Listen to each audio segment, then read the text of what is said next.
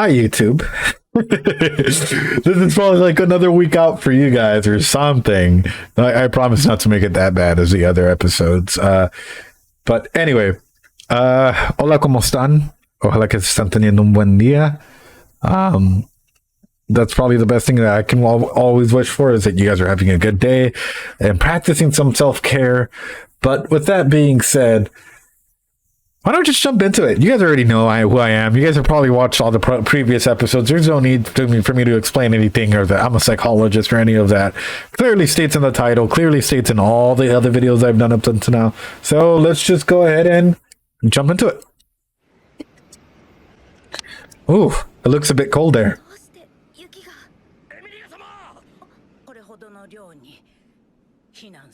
Oh, I would be like cuddling for like warmth. Puck is so based. So this like y'all gotta appreciate your girl. Damn. Yeah, don't you though?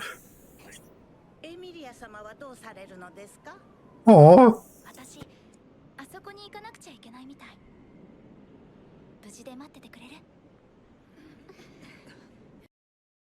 Oh shit, my brain just went fucking wild right now.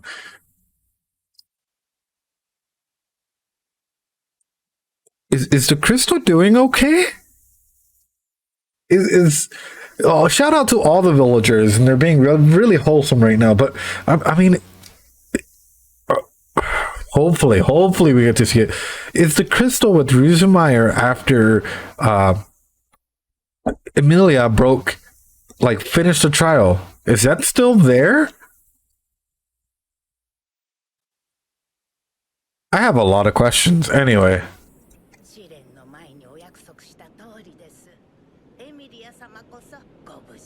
Please save yourself, yeah? Be a smart girl. Be a good girl. Hey. Let's go. Oh, now you're crying. Now you're being all dramatic about it, huh, Roswell? Damn, what a way to lose, though.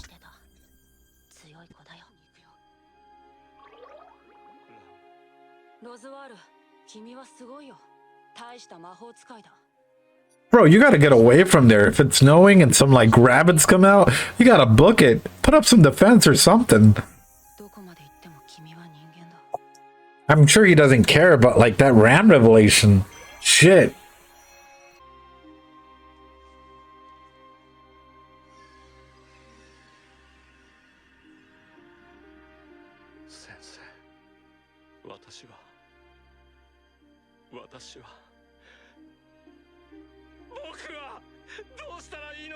Oh, bro. Well, at least you're accepting now, like, the fact that, like, shit happened. This blows my mind every time. Oh. So it just blows my mind that it really takes this level of, like, guilt and, like, things to happen to correlate to such a big event for him to actually start breaking down and showing more of a human side. I've always seen him as half and half, where half of his like intents have always been dictated by something and half of it is like, I don't know, like, and it's very evident in his makeup as well, the way that he's doing his makeup and even his getup and whatnot. Like, he's dressed as a clown, yet he's a noble dude. His makeup is literally like half of it, like, one eye has the actual makeup on it, the other side doesn't. And it's like one eye is colored, the other one's not. There's so many revelations to like this like two-sided personality that it's just a bit like it's a bit insane. It's the best way for me to think about it. Like the amount of like pressure that comes from the self-expectations that he also placed upon himself, is he best way that I can put it is like, is he playing a victim, like, or playing the victim card? Yeah, he probably is. Is he a victim of like Echidna? I mean, at first you could have said yes, but then after a while, it's sort of your own delusions as well that are also pushing you on. It's your own like schema, your own stigma, your own basis of reality in which you push yourself down to a deeper and deeper hole, not wanting to climb out of it. And that's rough, That's really, really rough to put out there. But it's also like your responsibility as an adult to start thinking about certain things like this. Like, heck, if you're in a toxic relationship, right? But you love this person and you're like, I really want to do things, but they're not really like, want to fix things, but they're not willing to put any of their part. Are you okay with that? And if you are okay with that, then my big thing with that is like, what change can there possibly be if you're not willing to like ask for change? If you're not willing to try and like move certain things, like, best way that I can put it is like, if you're ever in a situation where the power dynamic is weird in any way, shape, or form, if there's ever like some form of like bad communication back and forth or something like that, be the change that needs to happen. Be you, take action. You can contemplate taking action, then take the action. Even if it's one small step forward, it's one small step forward. And that's what's important. But a lot of times people get caught up in the nuances of like, oh, I'll take action tomorrow. Tomorrow comes. Oh, I'll take action tomorrow. Tomorrow comes. Oh, yeah. No. I'll definitely take action next week. And you keep pushing the end of the deadline further and further away. And that's sort of a big and tricky situation where like you need to start taking resolve or else you'll end up like Roswell. And I guess this is probably going to be like my big thing is like, you don't want to end up like Roswell. Take action today. Like you don't want to be holding something that you love, even if it's like your future in your hands and let it slip by because of indecisiveness and because of previous thoughts about how life can be. Life happens. Life sometimes really fucking sucks, but other times it can be great, especially if you're in the present, especially if you're trying to make decisions for yourself right now that might be better for your future. And even if it's tomorrow is your future.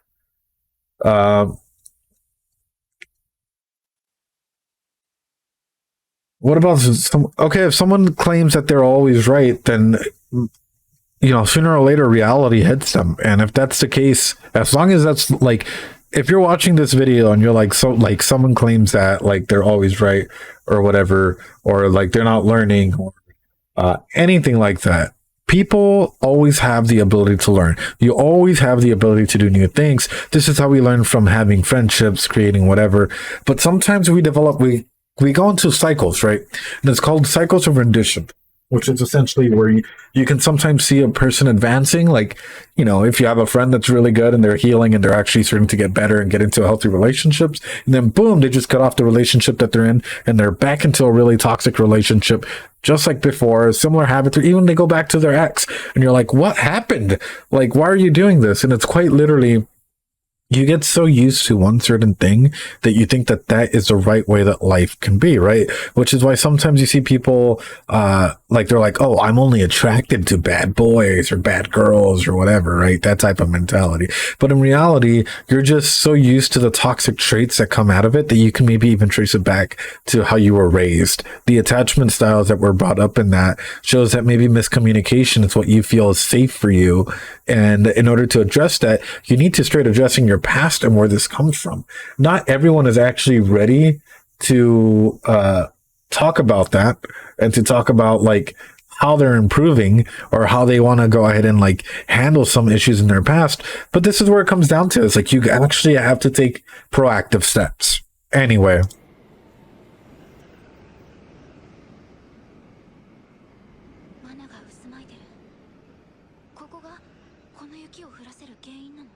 My dude put up a Christmas tree. Damn.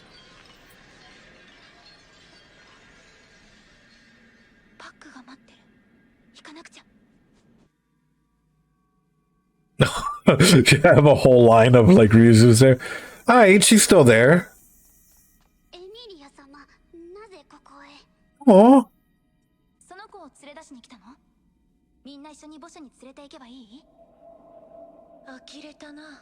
この状況を見てそれが最初に出てくるのか。うん、大丈夫。氷でソリを作って乗せてあげればみんなで引っ張って持っていけると思うの。気持ちは嬉しいのですが、 The way she spoke was right there was very similar to like 眠る始祖とともに役目を終えるためですので、役目を終える？この麻酔章こそ聖域を取り巻く結界の核。術式はエミリア様が解かれた。あとは核が失われれば聖域はその役目を終え解放される。ならばじゃ。それってうん今すぐじゃないとダメなの？ that was such a shit. 後のことは任せて。 How can you not see it or be sus? Amelia. 半日で驚くほど成長される。こればかりは年寄りの楽しみですな。 What the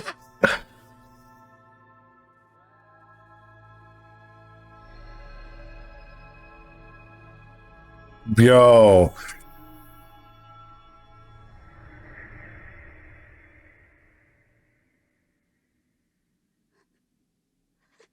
She literally just went off with the big fucking prize and you just stood there and fucking watched. 行きましょう、リュウズさん。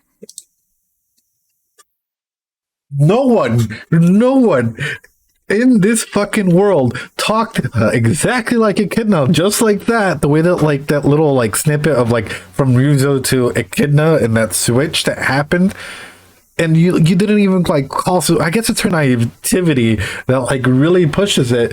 But first off, like all of the other users are facing this way, right? You enter this room and they're holding the like, you know, other users' hands and they're shaking, but they're facing the exit and only one of them's facing the crystal. Nah, that ain't suspicious at all. Nah, fam. Nah, that ain't sus. What are you talking about, right?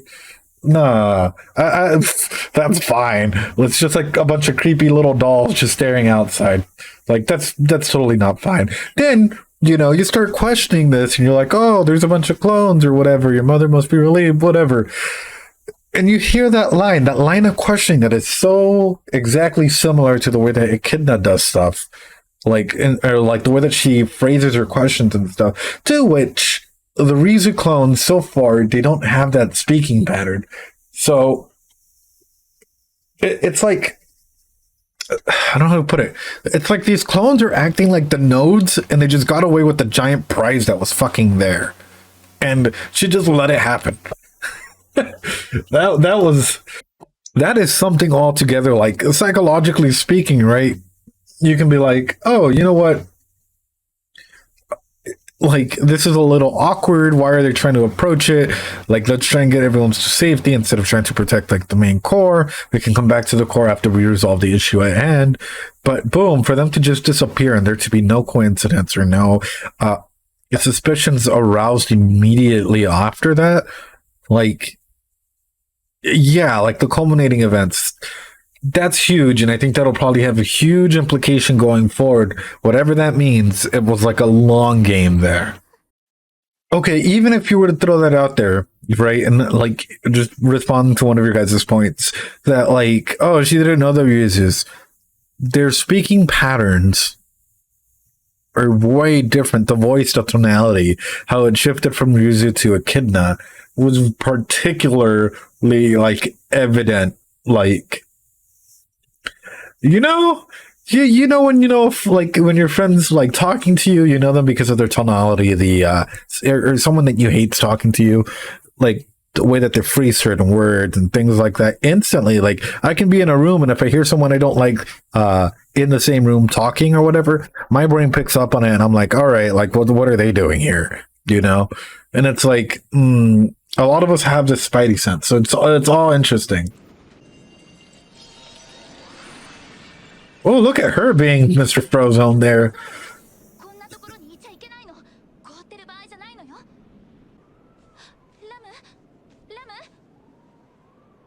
Y'all got a dip.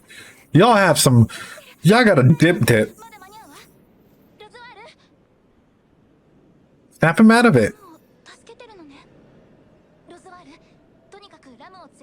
Uh-uh.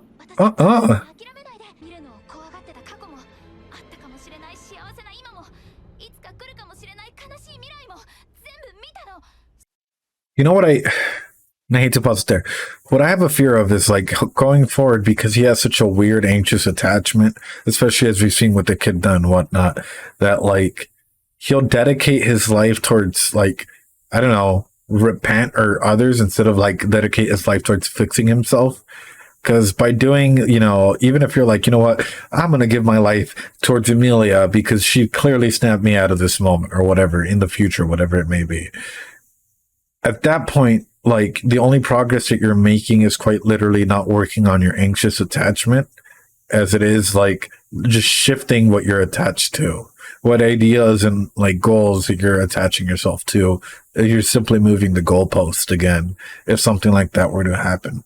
And that's why it's extremely important to go ahead and like justify the moment, like him being broken, him having all of this, I don't know how to put it, like issues that popped up. For example, he caused this and like, people are being hurt and he's actually like starting to rationalize all of this. It's a lot. And it's important to realize that like he needs to work on himself wherever this may take him.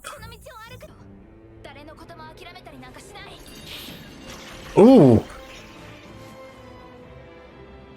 Okay.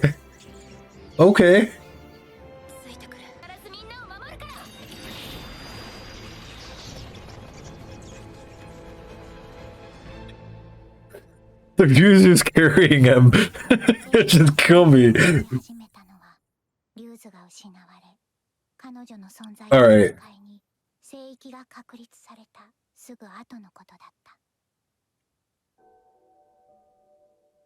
Oh. You also gotta grow, Beatrice. You gotta step up.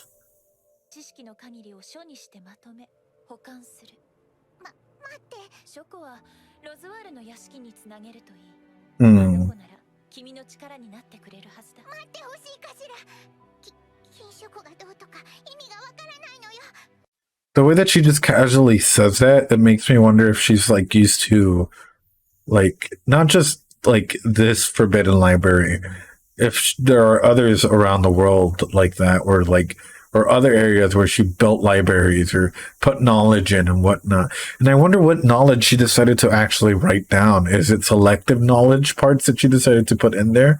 Parts that wouldn't necessarily give the answer to someone that's been confined there? Like there's so many little like thoughts and things that come off of that for me.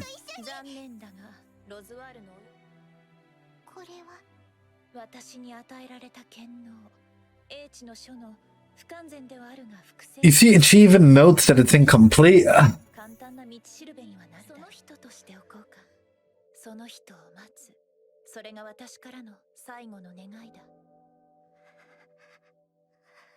Yeah, thanks for being very vague about it to a little kid. Grow up healthy, and in the library I'm confining you to. What the Thanks, Mom. Wow.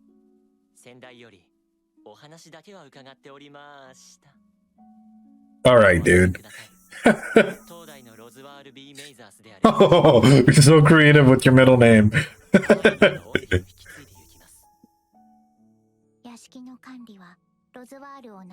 Alright. Alright. This is just fucking killing me. What was that? Roswell C. Mathers, E. Mathers, F. Mathers? Like, what's...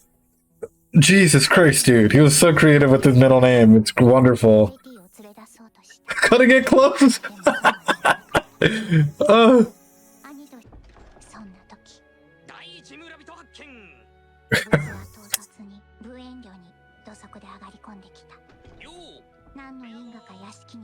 So this, and I hate to pause it right there, and it is really emotional to think about like everything that she's gone through and like all that trauma and whatnot.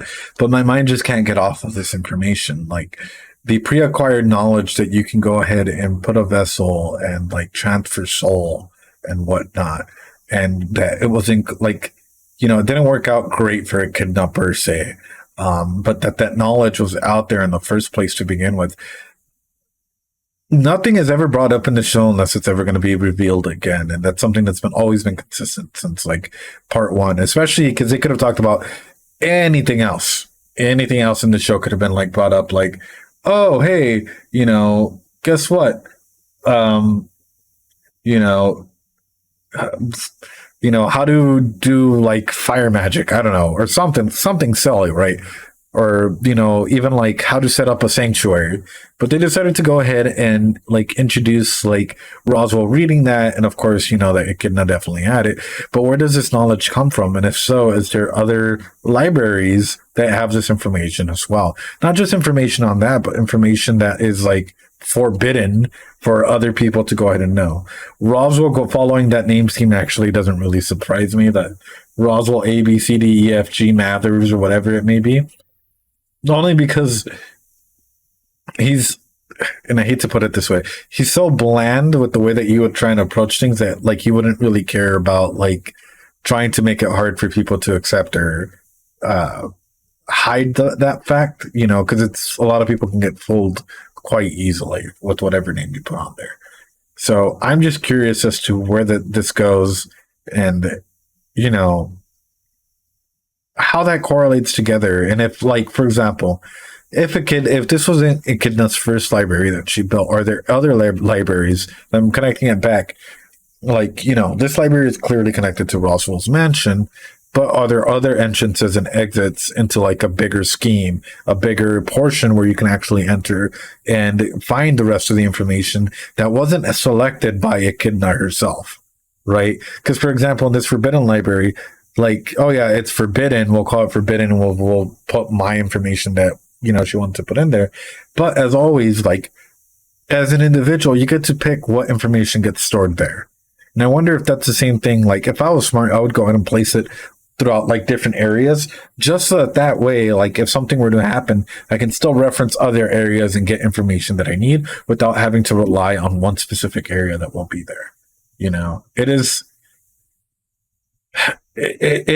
it's such a big thing right there to go ahead and put that out. And I'm just wondering, if, for example, if Beoko was sort of the protector of this one, are you saying that there's other spirits, souls, people protecting other areas with information like this? And I know that that's like a really cheap throw out to be out to say, like, of course people are going to be protecting valuable information or national treasures or anything like this. But are we talking about like people who have like a disrupted like attachment with their masters, with their loved ones, or something like similar to Beoko? Because that would make sense. Like, it's a repeating narrative. It's sort of poetic, actually.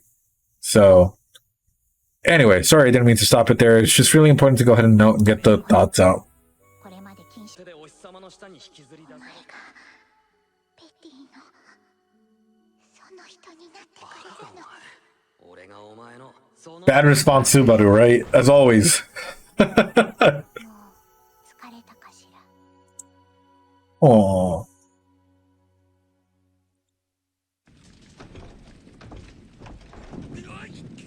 Oh, that's dangerous, bro. You gotta run. You actually gotta do something here. Like, Otto, let's go. Don't burn up, please. Oof.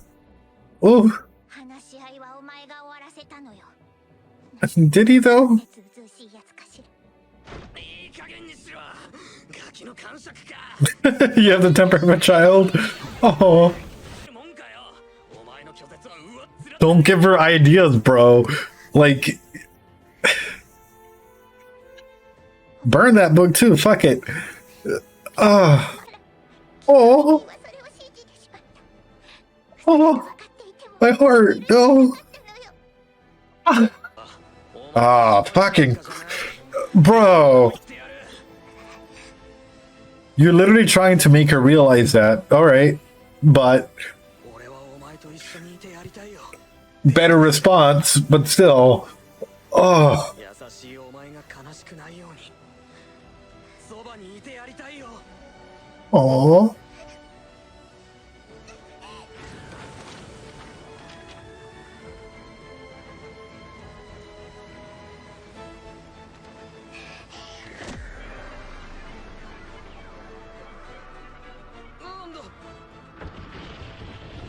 Oof.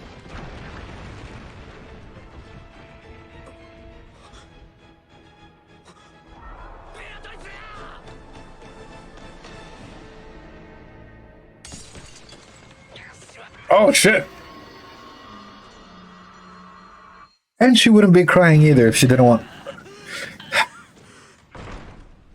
Now you got kicked out of the whole mansion. Damn, dude. Damn.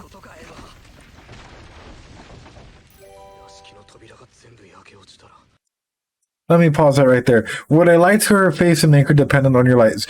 There is a thing, right, where it's called conditional repairs, right? Where if someone is already in distress and is a danger to self or a danger to others, you do not confront them with the reality of what needs to be said.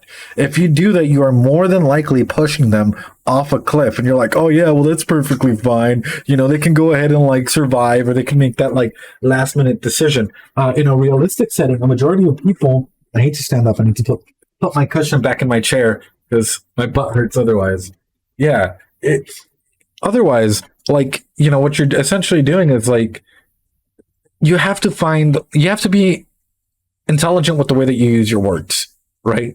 So like the first thing saying like, no, I'm not that person. It's like, I could be that person, right? But what I'm really here to do is, you know, allowing that possibility, having the open-ended answers to actually be able to get them to a safe space, transition into a safe space, and know that like it's not just following something blindly. Like that's the reasoning why you need to do that, and that's also the reason why you'd actually be able to do something. And if you're trying to say, oh well, like if you actually said that word, like it would bind them forever. If you open it up, right, even if you are that person and you did manage to go ahead and get some form of control, Subaru did manage to go ahead and do that, don't you think that he would also, you know, in a realistic sense, you could also offer that control back to them in order for them to actually be able to stay open and whatnot? So yeah, and that's exactly the point, is like brutal honesty is not always the best choice. It's, you have to be intelligent with the way that you approach certain situations, especially life or death situations. So just keep that in mind, especially as you, like, you know, if you ever approach someone that's in a very up and emotional situation, or they're having a really bad day, whatever it may be, your words carry a ton of weight, and sometimes your words will get a lot of pushback from that. So especially when it's a little kid doesn't, like, even if they're 400 years old, but you can still say that they're a little kid. You know, would you really try and say like destroy someone? So that's sort of the big thing there. It's like, you know, one, he knows that like a kid has pushed this whole ideology that like she has to be the one that decides, whatever that may be. You have to also make preparations for certain scenarios like that. Like, you've had literal loops to start preparing for this, and to just go in there and automatically like shoot that down and expect no resistance is also sort of incredulous, you know? So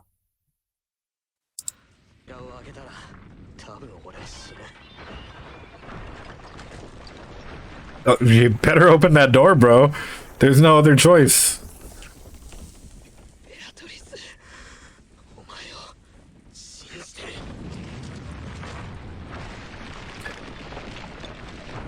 Nice.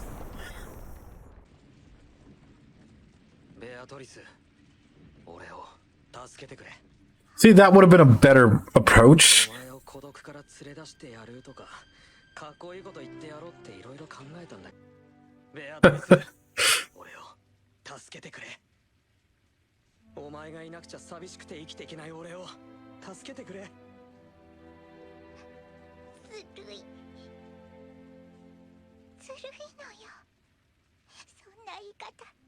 Oh.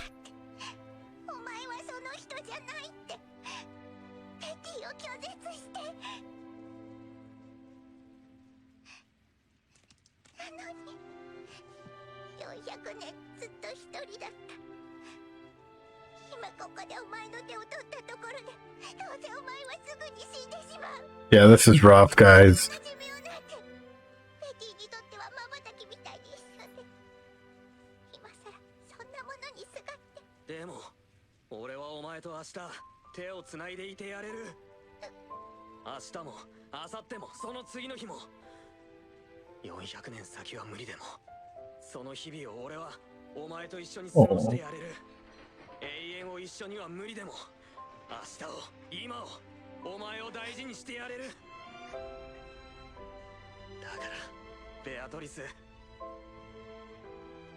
俺を選べ。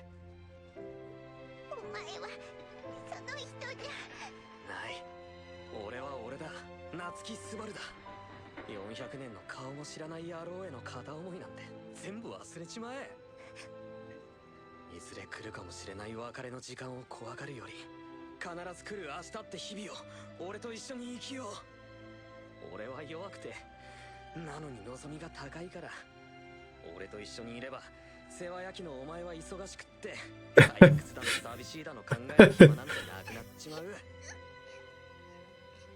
俺を選べ、ベアトリス。いなくなるくせに。永遠なんてない。お前が怖がってる未来はいつか必ずやってくる。それでも置いていくくせに。それでも一緒にいよう。一緒に生きてみよう。一緒にやっていこう。楽しかったんだって胸張って笑えるぐらい思い出を積み重ねていこう。お前がここで過ごした寂しい400年を取り返してお釣りが来るぐらいに。そんなことしたっていつか一人に。永遠を生きるお前にとって俺と一緒に過ごす時間なんて刹那の一瞬かもしれない。ならお前の魂に刻み込んでやるよ、俺の一瞬を。夏木スバルって男が永遠って時間の中でもセピア色にならないぐらい鮮烈な男だったんだってことを。 Yeah, but y'all gotta move like now. 誰かに外に連れ出してほしいから、お前はいつも扉の前に座ってたんじゃないのか。 Oh. Dang, how nerve-wracking would it be to be the villagers and just... Otto! Otto, no! Why is Otto making me more emotional than...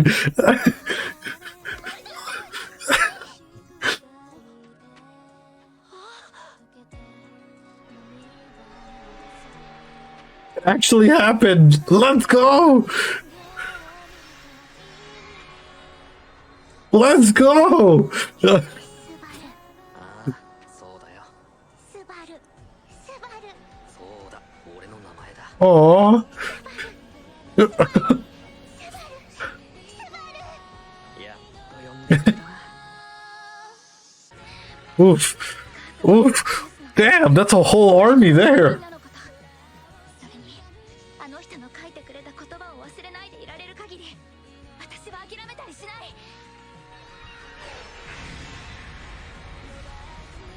What a beautiful, like, light ray. エミリアちゃん、 Oh.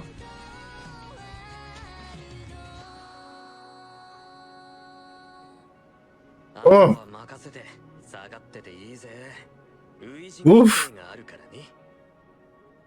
ごめん、ちょっと何言ってるのかわかんない。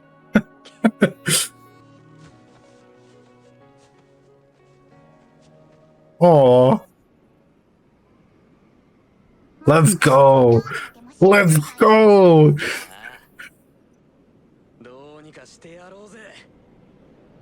俺とお前で。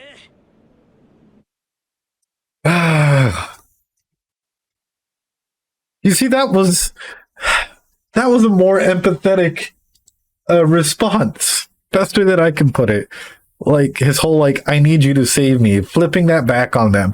That's actually a good way of actually opening someone up, right? Because you're not expecting that. So that's actually really, really interesting in a really, really decent way. Like I was tearing up. I was wiping away tears from my side. I was like, I'm not gonna fully break down on stream anymore. Like, yeah, that was rough. That was rough. Like Naruto pain arc, yeah. That was oof. My thing is like, I don't know how else to put it. Like it takes a lot for an anime to make just the dialogue heavy to be how would I put it? Important, to be memorable, to be like the one thing that always pushes like not just the scene but the character development to that point. So it's impressive to see like this anime push it to that level and just grow from there. Her waiting at the door, that shit broke me too. I gotta be honest. Like That's a really good observation. Like, ooh, but I don't know why Otto getting sad made me sad. I was like, Otto, don't cry. That's a rough one. But it builds up into such a nice thing from there, and I think it sets up a good expectation for what's to come. It sets up a good and interesting power dynamic between them, especially if like you know if he's not able to properly like help her in whatever way she needs. My only concern now is like, okay, say that they defeat these rabbits. Where are they gonna go? Are they just gonna like? I'm pretty sure that like the Mather's name, he probably has a bunch of like other people in his family or like something along the way where he can go to and like chill for a bit until they rebuild. But that's wild. That is wild.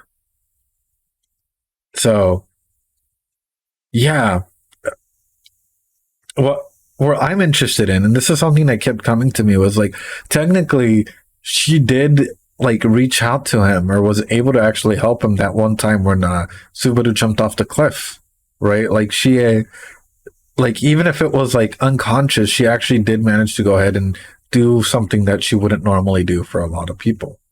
So that to me is insane. It's insane to think about like it's insane to think about like just the fact that she was willing to go ahead and help someone outside of like normal regulations when she wouldn't do it for pretty much anyone else, so goodbye to that mansion, goodbye to everything, and yeah, that's pretty much it.